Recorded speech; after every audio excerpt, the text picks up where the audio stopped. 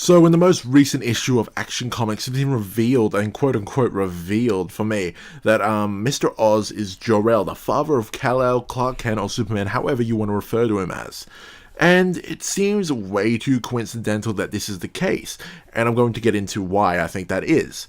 And it's because every instance that people say that Mr. Oz has cared for Superman, it seems way too artificial for me. The only instance I can see like pure like kindness being expressed or like care is when Mr. Oz actually helped Jonathan Kent protect himself against Zod in the Kryptonian armor in one of the most recent conflicts within Action Comics. And that I could see why people are saying like, oh yeah, he cares somewhat, but everything else, it seems way too like sort of taunting or sort of snarky for him to actually care. When even like in this old issue in the New 52, he said, "Oh Clark, I'm so proud." It seems like I don't know, it seems like something a villain would say, like taunting, and just before they're going to initiate a plan and the whole world's going to be rocked. And then as we move forward, he starts imprisoning more and more people. Some of them make sense, like I wouldn't blame him for imprisoning Doomsday, but then it sort of starts to get weird when he starts screaming to the heavens, "Finally, I have Doomsday!" Like, it's so largely implicated that he yelled that, he screamed it to the room.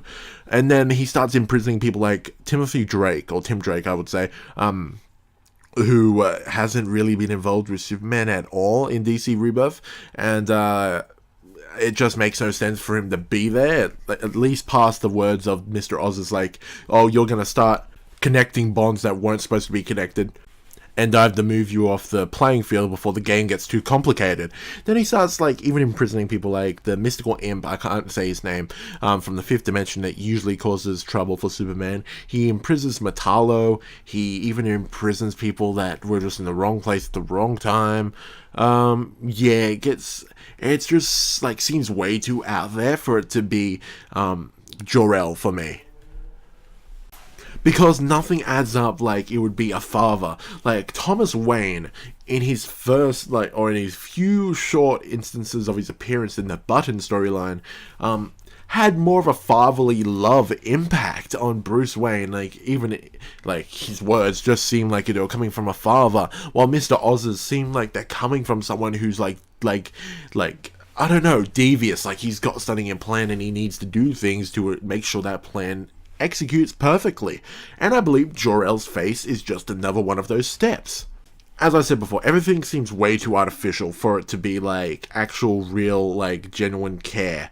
And it seems way too, like, coincidental that his motivations or sort of views on humanity line up with Dr. Manhattan's also. Like, how he hates humanity, how he hates how self-involved, how, like, petty they are. And Mr. Oz shares that. He's, like, saying that, "I shouldn't have sent you here, son. I should have sent you somewhere else. These people are filthy, and you're wasting their time, or you're wasting your time trying to help them." I don't believe that's what the father of Superman would be saying. I believe he'd be as hopeful as him and be proud of the life Superman's built. He'd be like, "You, my son, you're a better man than I could have ever been. You're actually helping these people despite their faults, and you're making me so proud." But Jor-El comes out of nowhere and says, "Look at this," like, after, like, a terrorist attack on a medicine camp, and he's like, "Look at this, look how filthy they are," teleports from the Fortress of Solitude. "I'm Jor-El, you're coming with me, we're going to enact that, we're gonna, like, do shit, and, you know, we're gonna reunite, and you're going to follow me, son." And it seems way too, dodgy or shaky for it to actually be the truth. I believe that this is just another mask Mr. Oz has put on so that this plan he's spoken to a couple of people about and how they might complicate it will enact. This is just another step. I believe Mr. Oz has yet to actually reveal himself, and I can't wait to see if I'm right or wrong. Thank you guys and girls. Please remember to like and subscribe.